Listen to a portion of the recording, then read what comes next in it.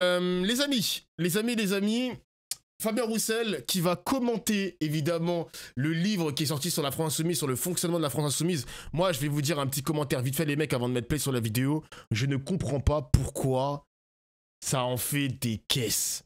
Moi, je suis désolé, les amis, hein, les histoires de purge, les histoires de Mélenchon et sa meute, Mélenchon manipule, etc. Moi, les gars, je suis désolé, mais tous les partis politiques, je suis presque certain que ça fonctionne comme ça. Qui va aller dire à Marine Le Pen, ah, je suis pas d'accord avec ça, ah, je suis pas d'accord avec ce fonctionnement, je vais me léguer contre toi. Qui va le faire contre Bardella? Qui va le faire contre Édouard Philippe? Qui va le faire contre Gabriel Attal? Moi, je comprends pas, les amis. Franchement, je ne comprends pas pourquoi ça tombe sur Mélenchon. Moi, je suis dans un groupe politique, moi, je me dis que, ok, il y a de la popularité, ok, le mec, il est tout puissant, je comprends son aura, je sais pourquoi il est tout en haut de la pyramide, j'essaie de suivre le troupeau, et si je suis pas d'accord avec l'idéologie, je me casse. Qui t'a envoyé? Je me casse. Genre, moi, je comprends pas. Moi, je comprends pas, les gars. Donc, je sais pas pourquoi ça leur tombe dessus comme ça, la France Insoumise. Bon, on va me dire que je manque d'objectivité, etc., parce que je suis un peu en proximité avec eux. Mais factuellement, les mecs, factuellement, je n'ai pas eu vent d'un Jean-Philippe Tanguy qui dit à Marine Le Pen, je suis pas d'accord avec toi. Ou un Sébastien Chenu. Ou un mec un peu moins connu dans les rangs du RN. Je comprends pas ce délire de vouloir lui tomber dessus absolument. Bref, on écoute. Évidemment, ça va tomber dans les oreilles de Fabien Roussel. Il va critiquer la France Insoumise parce que, vas-y, c'est le seul moyen d'essayer d'exister médiatiquement. Mais bon, faites attention, les mecs. 32 et vous êtes bien sur RMC et BFM TV. Bonjour Fabien Roussel. Bonjour Apolline de Malherbe. Merci d'être dans ce studio. Je vais très bien et vous-même? Fabien Roussel, vous allez bien? Vous êtes secrétaire national du Parti communiste français. Vous êtes aussi le maire de Saint-Amand-les-Eaux. On va parler emploi, nationalisation d'argent. Ah mais c'est un maire! Ah mais il est maire d'une ville! J'ai cru qu'il avait plus de mandat, ce mec! J'ai cru qu'il avait plus de mandat! Totalement d'accord avec ton raisonnement, je n'avais jamais vu ça sous cet angle. Les gars, c'est pour ça que vous êtes les bienvenus sur mes streams, parce que si tu regardes cette information que par le prisme des médias, ils vont te dire la France Insoumise, c'est les seuls à être des grosses merdes comme ça. Alors que quand tu prends un peu de recul, tous les partis politiques fonctionnent comme ça, les mecs. Qui va lui couper la tête à Fabien Roussel pour... C'est une expression Twitch, hein. Qui va lui couper la tête en mode Fabien Roussel, toi, tu commences à nous faire chier. Tu commences à nous faire chier, t'as plus de mandat, tu représentes plus le PCF, casse-toi. Qui va lui dire ça, les gars? Y'a personne. Y'a personne, mon gars. Ils se sentent menacés par la France Insoumise. Bien sûr, bien sûr, bien sûr. ArcelorMittal, c'est l'une de vos propositions, mais aussi des emplois menacés non seulement dans l'industrie, mais aussi dans le commerce. Je voudrais d'abord vous interroger sur Jean-Luc Mélenchon, votre compagnon de le nouveau Front Populaire. Ça fait combien de temps que vous ne lui avez pas parlé, que vous n'avez pas échangé tous les deux? Ouh là là, je ne saurais même pas m'en souvenir, mais ça date de bien avant les dernières élections présidentielles. Oula, Jimmy, il y a un score de dictateur chez les écologistes avec des trucs bizarres sur le mode de scrutin. Bizarre. Ok. Nous n'avons plus de relation. Plus aucune relation. Aucune. Vous avez compris que vous n'étiez pas le seul, puisqu'il y a ce livre, Choc, qui sort aujourd'hui. Ça s'appelle La Meute, et ce sont mes deux confrères du Monde et de Libération qui ont mené l'enquête. La Meute, ce livre à apparaître donc demain chez Flammarion. Il parle de la dissonance entre les prétentions démocratiques du candidat et le fonctionnement autoritaire du chef. Il parle de son goût, je cite, pour les purges. Mélenchon ne demande pas seulement la discipline de groupe et la loyauté absolue, mais la dévotion aveugle. Celui qui doute trahit. Vous êtes donc un traître. À ses yeux? Ah ben certainement, oui. Mais bon. Qu'est-ce qu'on fait une fois qu'on a dit ça? On continue comme si de rien n'était? Franchement, d'abord, c'est pas du tout l'actualité de nos concitoyens. Ils s'en moquent de savoir tout ça. J'ai lu quelques extraits dans la presse. J'ai cru comprendre que les comportements de la direction de la France Insoumise se rapprochaient des comportements d'une secte sous l'emprise d'un couple. Oh, d'une secte, carrément. Celui de Jean-Luc Mélenchon et de sa compagne, Sophia Chikirou. C'est pas joli à voir. Après, c'est une question de démocratie à l'intérieur de ce mouvement. C'est peut-être une question de démocratie tout court, non? Parce que si jamais il est candidat à la présidentielle, c'est une question de démocratie. Oui, ça, je suis tout à fait d'accord avec vous. C'est pour ça que c'est un vrai sujet. Mais et c'est la raison pour laquelle, personnellement, en 2022, nous avions fait le choix de construire une candidature à l'élection présidentielle parce qu'on n'a non seulement pas le même programme, mais en plus parce que on considère que ce n'est pas un bon candidat, un bon choix pour la France. Est-ce que ça veut dire qu'aujourd'hui, vous vous dites, si il se retrouve au deuxième tour, j'hésiterais même à voter pour lui? Écoutez, on a vraiment... C'est la question que pose le journal Libération dans son édito ce matin. Je vais vous le lire à l'instant. Non, mais c'est pas le public a pu, au fil des années, être informé de ses accès de violence, de son goût pour les purges, mais l'enquête démontre qu'il ne s'agit pas de faits isolés qui peuvent s'expliquer par la violence du combat politique. Il s'agit d'un mode de fonctionnement assumé. Et le journal Libération, journal de gauche, s'interroge sur les conséquences s'il accédait au pouvoir. Que donneraient de telles pratiques si Mélenchon entrait à l'Élysée? Je vous pose cette question. Ah mais moi ça me fume parce que ce genre de livre, les mecs, je suis sûr que quand tu écris, par exemple, tu vois, quand il y avait les législatives l'année dernière, bah tu sais, il y avait beaucoup de candidats RN qui ont été invités à partir du groupe parce qu'on a découvert que c'était des putains de nazis, qu'ils ont participé à des soirées un peu à l'honneur d'Hitler ou de je ne sais pas quelle dictature nazie. On a appris aussi des tweets racistes, islamophobes, en veux-tu, en voilà. Des journalistes peuvent très bien déterrer des trucs de ouf sur le Rassemblement National, les mecs, hein. Son mode de fonctionnement, la gueule des profils aussi, parce qu'on peut remonter les sympathisants RN qui donnent aussi de l'argent. C'est quoi les profils, par exemple? On peut en faire des livres, hein. On peut en faire toute une édition, carrément, en gros. Eh bien, c'est ce que je vous dis. Il y a besoin de beaucoup de démocratie dans le mouvement de la France Insoumise, mais aussi en France. Et je fais confiance aux Français sur les choix qu'ils feront futures élections présidentielles.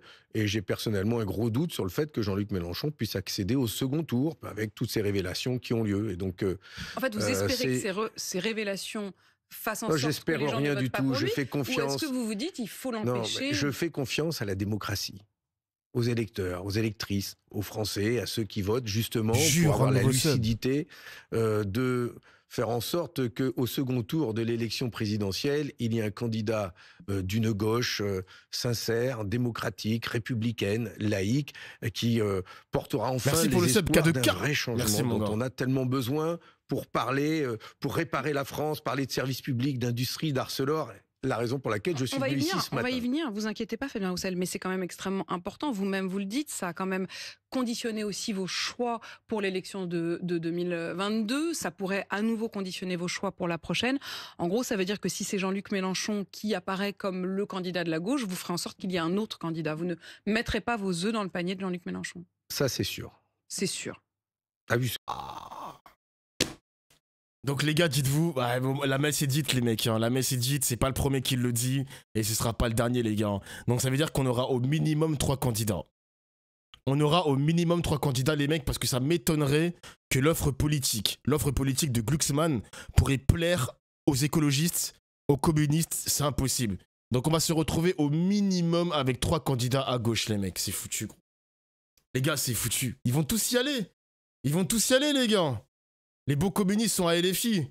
Non mais les mecs, on avait combien de candidats? Attendez, élection présidentielle de 2022. 2022, France, Wikipédia. On va aller sur Wiki, ça va être plus simple. On avait combien de candidats à gauche? On en avait... Est-ce que je peux regarder vite fait? Nathalie Arthaud. Fabien Roussel. Ça fait 2. Jean-Luc Mélenchon, ça fait 3. Anne Hidalgo, ça fait 4. Yannick Jadot, ça fait 5. Philippe Poutou, ça fait 6. On a eu 6 candidatures à gauche.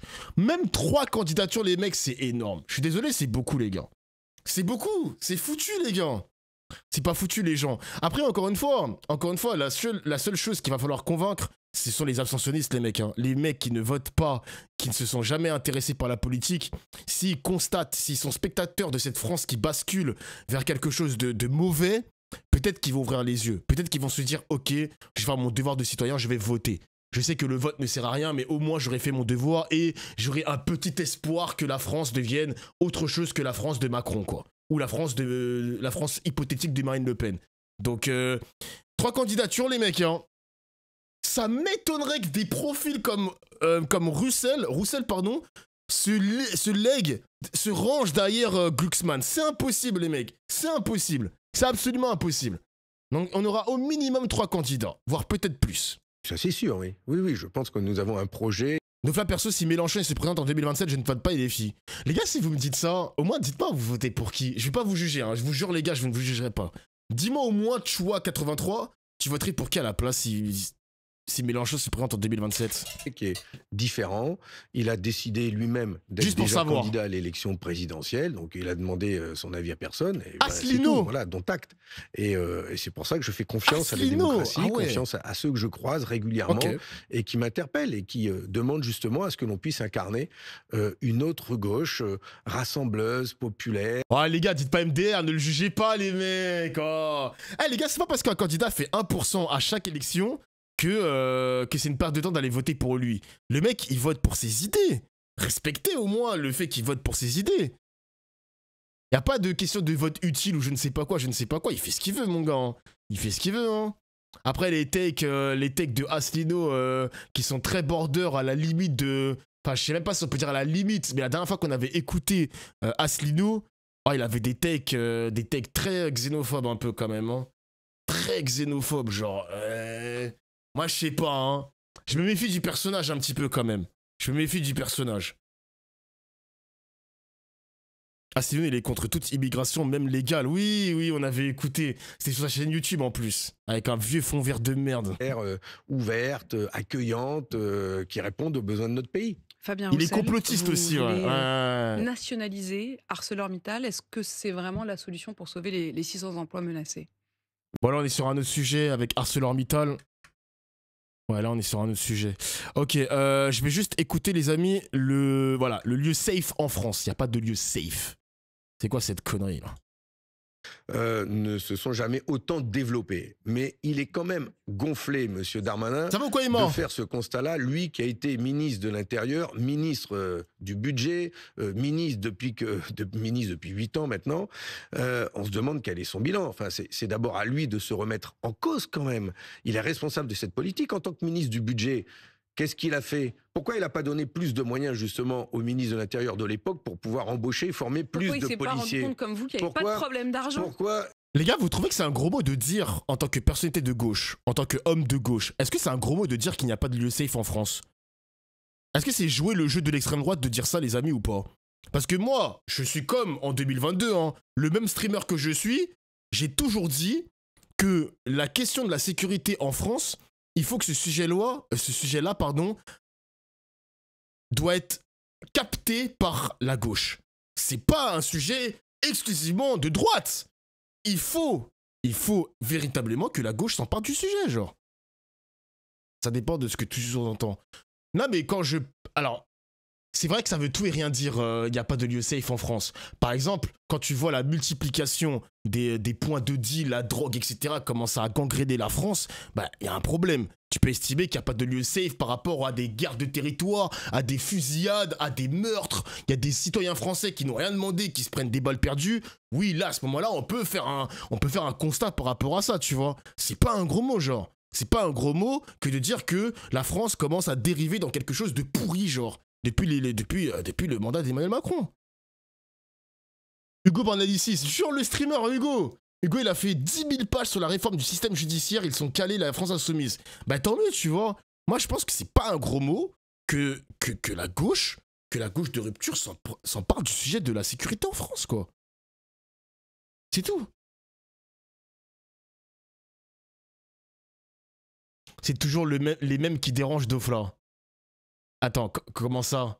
C'est qui dérange? Parce que quand il y a marqué utilisateur suspect qui nous dit Dofla, c'est toujours les mêmes qui dérangent, ça veut dire quoi cette phrase? Wesh, c'est bizarre ça. Tu peux expliquer ou pas, mon gars? Non, parce que là, j'ai peur de ce que tu vas dire là. C'est quoi les bails là? C'est quoi? Non, t'as pas compris. Bah dis-moi. Dofla,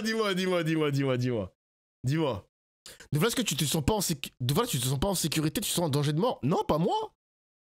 Individuellement, non, je ne me sens pas en danger.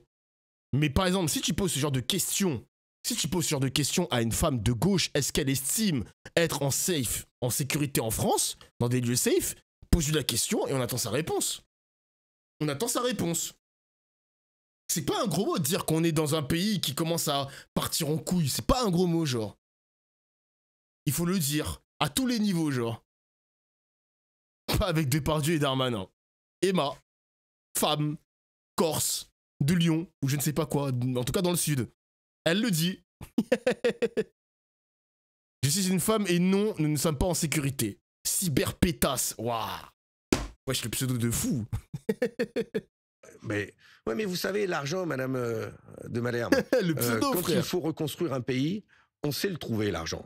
Quand la France était exsangue et en ruine en 1945, on va fêter le 80e anniversaire de la Libération. Il n'y avait pas de problème d'argent parce qu'on a décidé de reconstruire la France. On a su construire des usines, on a su construire des voies ferrées, on a su construire des centrales nucléaires, on a su inventer la sécurité sociale avec Ambroise Croizat et on a su redresser le pays. Et aujourd'hui, on vit encore sur ces immenses investissements. C'est la même ambition qu'on doit avoir pour le pays. C'est pour ça sur les questions de sécurité, y compris sur les questions de sécurité. Sur les sécurités. Moi, pareil, je me sens en sécurité, je suis une meuf. Ouais, j'ai beaucoup de meufs sur mes streams quand même. Bah après, moi je vous dis la vérité, les mecs. Quand ils parlent de pas de lieu il y a pas de lieu safe en France, ça peut être tout et n'importe quoi, les gars. La définition, elle peut être multiple. Moi, par exemple, quand je vois le climat qui règne en France, j'estime que je ne suis pas en sécurité. Pourquoi? Parce que déjà la parole raciste, la parole islamophobe, la parole transphobe, la parole homophobe, la parole, elle est tellement... Il n'y a plus de modération par rapport à ça. Les gens, ils disent tout et n'importe quoi, sans avoir peur d'un procès, sans avoir peur de prendre une plainte pour injure. Oui, tu peux estimer qu'à ce niveau-là, tu n'es pas dans un lieu safe en France, de par ce climat. C'est pour ça que c'est multiple. Il y en a évidemment qui vont te dire qu'il n'y a pas de lieu safe en France parce qu'il y a trop d'arabes, nanani, nanana. Genre, wesh, bon, c'est tout et n'importe quoi la définition de qu'est-ce qui est safe en France ou pas. Je me sentirai encore moins en sécurité quand la droite et l'extrême droite auront rendu inaccessible le droit à l'avortement. Voilà, tu vois. C'est multiple comme définition, c'est multiple. D'ailleurs, oh putain, les mecs, j'ai vu un article, je crois que c'est dans Le Parisien. Ça va encore nourrir la théorie du grand remplacement, les mecs. L'extrême droite va encore dire « J'avais raison, vous avez tort, vous avez raison ». Vous savez, je suis tombé sur quoi? Je suis tombé sur un témoignage, plus une source, je ne sais pas si c'est la source du ministère de l'Intérieur, mais en gros, chaque année, il y a de plus en plus de convertis en France. L'année dernière, il y a eu 5000 convertis à l'islam, hein, là je parle de l'islam, et il y a eu un témoignage d'un mec qui raconte son parcours, pourquoi je me suis converti, etc., etc. Il y a de plus en plus, la France devient de plus en plus convertie à l'islam. Des citoyens français, quoi, voilà. Peut-être que je serai dans cette stat, les mecs, hein. Les gars, depuis que j'ai vu le tapis de prière de Wissam, quand j'étais à la Zawa, là, j'ai vu son tapis de prière, pa. Je me suis dit, pourquoi j'ai pas le même tapis que lui, genre? Pourquoi j'ai pas le même tapis que lui? Moi, je veux bien avoir le même tapis. Il est stylé, son tapis, genre. Moi aussi, je veux masquer mes genoux. Moi, j'ai plus envie qu'on voit mes genoux, frère. Moi, je veux plus maintenant. C'est quoi ce bordel? Je me dis, peut-être que je serai dans la stat. Peut-être. Est-ce qu'on a compté les convertis chrétiens et juifs? Non, alors, l'article que j'ai lu, c'était uniquement les convertis à l'islam, les mecs. C'était uniquement ça. Adieu le FC Jésus. Non, faut monter les enchères, les gars. Pour l'instant, on adore Jésus, frérot. On aime l'église catholique. Voilà. Aujourd'hui, ça fait partie aussi des priorités. La question de la sécurité, c'est la question des services publics. On a besoin dans notre pays de produire, mais aussi de protéger. C'est la campagne que le Parti communiste français mène en ce moment avec des affiches, des tracts, des meetings que je fais. Produire et protéger en France, ça veut dire des services publics qui nous garantissent la sécurité, la tranquillité, mais aussi l'accès aux soins, l'accès à la formation, à l'école. On a besoin de gamins formés, d'ingénieurs, d'ouvriers, de soudeurs. Précisément là-dessus, il y a cette proposition de loi contre les déserts médicaux qui arrive à l'Assemblée, une proposition portée par Guillaume Garot. Il veut réguler l'installation des médecins sur le territoire. Le gouvernement ne soutient pas cette proposition de loi. Est-ce que vous appelez les députés de gauche à voter cette proposition? Je suis pour pousser le débat au maximum. Nous sommes co-signataires de ce texte de loi. Il y a besoin de pousser un petit peu pour faire en sorte... pousser un petit peu? Pousser un peu, c'est-à-dire qu'il y a le débat sur est-ce qu'il faut des mesures contraignantes pour inciter les médecins à s'installer dans des déserts médicaux ou pas. Je pense qu'il faut pousser un... Ça, c'est un truc, les gars. Alors, je crois que la France Insoumise est pour l'éradication des déserts médicaux en installant des médecins de force. Alors de force, le mot est assez compliqué, mais moi je vous dis la vérité les mecs, hein. Je vais vous dire quelque chose, le chat. Oui, je sais que être médecin, c'est soigner les malades n'importe où, même quand il n'y a pas de 4G, même quand il n'y a pas la fibre et que tu es au fin fond de la campagne, il faut que tu le fasses. Mais le problème, c'est qu'on vit dans un monde ultra capitaliste où quand tu finis tes études, t'as qu'une envie, c'est de jouir de ton diplôme. T'es recruté dans un cabinet où tu as ton propre cabinet, t'es sur Paris, t'es dans les meilleurs arrondissements de Paris, tu jouis de ton diplôme. Moi, je pense ça normal. Je pense que c'est normal pour un étudiant de vouloir vivre là où t'as envie de t'installer. Mais ça, c'est à cause de quoi, les mecs? C'est à cause du capitalisme, les gars. C'est à cause du capitalisme. Tout Paris est une ville où t'as envie de t'y installer, en fait. Paris attire ces profils-là, les mecs. Paris attire les médecins. Paris attire les avocats, cabinets, les indépendants, etc. C'est normal. Qui a envie d'aller dans le fin fond de la campagne, à sentir le cul de la vache? Personne, ma gueule. Personne. Il faut changer de politique. Là, on a un désaccord avec la France Insoumise. Évidemment, les mecs, après, il y a autre chose aussi. Ce qui est injuste, c'est les déserts médicaux. Évidemment, faut les éradiquer. J'ai vu un article la semaine dernière. Alors, je sais pas si c'était une femme qui devait accoucher ou je sais plus quoi, mais bref, j'ai vu une meuf qui a fait 120 km pour aller soigner son enfant ou accoucher. C'est l'un ou l'autre, les gars, c'est l'un ou l'autre. Voilà, c'est l'un ou l'autre. Je sais plus exactement. Je me dis, wesh. What? 120 km? Holy shit! Aller-retour en plus, hein. Aller-retour. Ah, ça pique quand même, hein. Ah, ça pique. Donc là, tu as un vrai problème avec la campagne. Non, j'ai pas de problème avec la campagne, les mecs. C'est juste qu'il faut... En fait, il y a un truc qui se passe sur Twitter. Après, c'est pas une généralité et tout. Mais en fait, il y a une sorte de criminalisation des étudiants qui sortent de médecine et qui ne veulent pas s'installer dans les déserts médicaux. Il y a une sorte de criminalisation en mode... T'as un diplôme, t'es médecin, va à la campagne pour aller soigner les mecs malades, t'as signé le serment d'Hippocrate, je sais pas quoi. Je suis en mode, mais frérot... Il fait ce qu'il veut non plus, il fait ce qu'il veut aussi. Malheureusement, on vit dans un monde de merde, dans un monde qui est attiré vers le capital.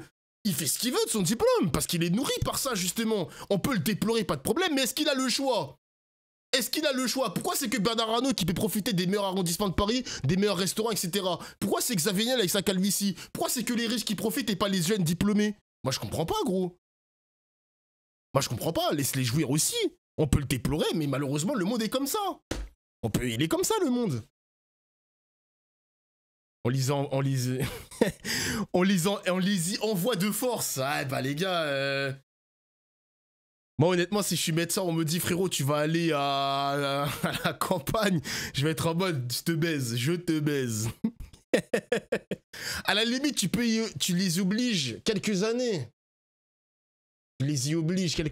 Ouais, 2 ans à la limite. 2 ans, c'est mon maximum. Après, à la limite, tu me mets dans la campagne, mais avec la fibre optique. Au pire, si j'ai la fibre, je pourrais être à la campagne, les mecs. Voilà. Voilà. Ça fait prison quand même. Ouais. Discours d'un gars qui ne vit pas dans un désert médical. Après, les gars, c'est pas de ma faute si l'État français a décidé de tout centraliser autour de Paris, de l'Île-de-France, autour de Lyon, autour de Marseille. Est-ce que c'est ma faute? C'est pas ma faute si la France a décidé de ce maillage. C'est pas de ma faute, hein. Les zones blanches, la fibre optique qui n'est toujours pas disponible dans les déserts médicaux, comme tu dis, est-ce que c'est ma faute, imbécile, va? C'est pas ma faute, hein. Pas ma faute. Un petit peu, parce que sinon, ça ne se fait pas naturellement. Mais je crois beaucoup plus dans des mesures incitatives, pour inciter les médecins à venir dans les endroits où il n'y a pas de médecins aujourd'hui. La diagonale du vide, il faut en former beaucoup plus. Il manque de place dans nos facultés, dans nos hôpitaux. C'est le numerus apertus. T'es d'élu Dauphin, il y a la fibre partout. Les mecs, je suis sûr que je peux vous trouver un territoire. Attends. Fibre optique France. Après, c'était Macron, il avait dit son objectif, c'était qu'en 2024, 90% des logements français étaient raccordés à la fibre optique. Peut-être que Macron, il a respecté son... j'ai été médisant. J'ai été médisant, le chat. J'ai été médisant. Ok, my bad. Ok. J'ai été médisant. Bon, il y a quand même quelques zones. Il y a quand même quelques zones blanches, quand même, les mecs. Il y a quand même quelques zones blanches, même en Bretagne et tout. Mais ok, j'ai été médisant. Excusez-moi. Macron a respecté son... Il a respecté son bail. Putain. Pas mal, hein? On a une France full fibrée, genre. Enfin, frère. En gros, le Massif Central. Cette zone, c'est le Massif Central, c'est ça le chat? C'est bien blanc. Ah, mon gars, j'ai pas envie d'habiter ici, hein. Clermont-Ferrand, à la limite, c'est cool. Putain, ah ouais, c'est triste quand même, hein. Poitiers, il y a quand même des petites zones blanches, hein. Saint-Armand, Monron. Monron, ouais. Oh, le nom de la ville. Et laisse savoir la Bretagne. La Bretagne. Putain, les Strasbourgeois et tout, ils sont fibrés de baiser, hein. Ah ouais. Ah, force à vous, hein. Ah, force à vous, hein. Ah, vos kouign-amann ou je sais pas quoi là, vos crêpes bretonnes. Ah, force à vous les Bretons. Oh mon Dieu, c'est blanc. Mon gars, c'est blanc. Holy shit. Oh mon Dieu. Ouais. C'est comme ça qu'il s'appelle. Donc on a du mal à former plus de médecins. Et donc, cherche les déserts médicaux. Il y a une carte en l'état, vous le votez pas, vous demandez à ce qu'on continue à débattre. Ah non, on appelle à voter ce texte, bien sûr. Une question. Mais c'est parce que j'entends les doutes chez les médecins. Chez les médecins, mais aussi chez les étudiants. On a besoin que nos enfants aient envie de devenir médecins. Et donc, il faut les accompagner. Une question aussi sur le versement d'acompte sur salaire. L'un des députés dit que les Français aimeraient pouvoir recevoir... Ah, j'ai vu ça. Putain, attends, je fais une parenthèse, 2 secondes. Emma, je fais ton truc après. Une parenthèse, les mecs, j'ai vu qu'il y avait un député qui aimerait qu'on soit payé à la semaine. Vous pensez que c'est une bonne idée ou pas? Je crois qu'en Angleterre, ils font ça. T'es payé à la semaine. Bon, déjà que les Français ont du mal à économiser, parce que la vie, elle est compliquée. Ils ont du mal à économiser mensuellement. Si on demande aux Français d'économiser hebdomadairement, putain, ça va être dur, les gars. C'est précaire de ouf. Ah, vous pensez que c'est une mauvaise idée? Trop bien la semaine. Ah, c'est divisé, mon chat, en vrai. Bonne idée, bonne idée. Ok. Au pire, tu laisses le choix. Je suis d'accord. C'est pratique aux États-Unis, on est payé tous les 15 jours. 2 semaines, c'est bien. Ok. Les États-Unis aussi d'Ofly, c'est pas terrible. Ok. Ça oblige les ménages à faire attention à leur budget, c'est une bonne initiative d'Ofly. Divisé quand même les gars, hein. Je sais pas s'il y a une solution magique par rapport à ça, mais vous êtes divisé le chat. Ok. Leur salaire à mi-mois ou au moins en percevoir une partie. Est-ce que vous vous dites que c'est une bonne chose? Mais ça, c'est un député de la majorité, de M. Macron. Ça, c'est des députés qui trouvent des solutions pour pas augmenter les salaires. Ce que veulent les Français, c'est avoir plus à la fin du mois. C'est pas avoir toutes les semaines. Si les acomptes, ça existe, mais d'abord, il faut augmenter les salaires. Je trouve que c'est un retour en arrière. C'est un retour en arrière. C'est dans les années 70 que ça a été mensualisé. Sinon, on n'a qu'à revenir aussi au salaire à la tâche, hein, à la journée ou même à l'heure. Non, mais on n'est pas des tâcherons. On est des salariés, on est des ouvriers, on veut gagner un salaire correct à la fin du mois après avoir bien travaillé. Et les Français, on leur demande de travailler beaucoup, même plus longtemps. Donc d'abord, payez-nous correctement, et c'est ce que nous demandons. Un dernier mot sur le mea culpa. Vous disiez qu'il devrait faire un mea culpa, Gérald Darmanin. Il en fait un sur le fiasco de la finale de la Ligue des Champions qui avait opposé Liverpool au Real Madrid. Il a fait son mea culpa, Darmanin, c'est un ouf. Au Stade de France en 2022. Il avait affirmé à l'époque que ce qui avait causé ce fiasco, c'était le comportement des supporters anglais, la vente de milliers de faux billets. Il reconnaît aujourd'hui que ça n'était pas le cas. Mieux vaut tard que jamais. Oui, mieux vaut tard que jamais. N'empêche, moi, j'ai pas compris. Moi, je comprends pas pourquoi Darmanin, il fait ce mea culpa quand il y a cette internationale réactionnaire. Il aurait pu faire ce mea culpa, genre, il y a 1 an ou 2 ans. Mais il préfère le faire quand il y a cette vague, tu vois, cette grande vague de piraterie réactionnaire, je comprends pas, genre. Et Benzema, on attend encore le mea culpa sur Benzema, hein. C'est facile, hein. Alors, t'as réussi à prouver que Benzema, c'était un pote des frères musulmans ou je comprends pas, là? Mais j'aimerais bien qu'il fasse son mea culpa sur la mauvaise politique qui est menée en France en matière de sécurité et de tranquillité publique. Donnons des moyens à nos policiers, à nos gendarmes, à nos enquêteurs, pour qu'ils puissent justement lutter contre tous les trafics, s'attaquer aux gros bonnets, s'attaquer au blanchiment de l'argent. C'est ça qu'il faut. Si on met pas plus de bleus dans la rue, mais aussi plus de moyens d'enquête, plus de moyens pour aller chercher l'argent dans les paradis fiscaux, on sera toujours gangréné par des trafics. Merci Fabien Roussel, secrétaire national du Parti communiste français. Et je recommande votre... Ok. Je recommande quoi? Dernier livre, le parti... Oh là là, encore des livres. Olivier Faure qui nous sort un livre. Fabien Roussel qui nous sort un livre. Eh les gars, il n'y a plus de lecture. Eh, c'est fini les lectures. Eh, c'est terminé. Eh, nous, on veut lire que des mangas. C'est bon, c'est fini. Les Français lisent moins maintenant. Ça suffit maintenant les bêtises.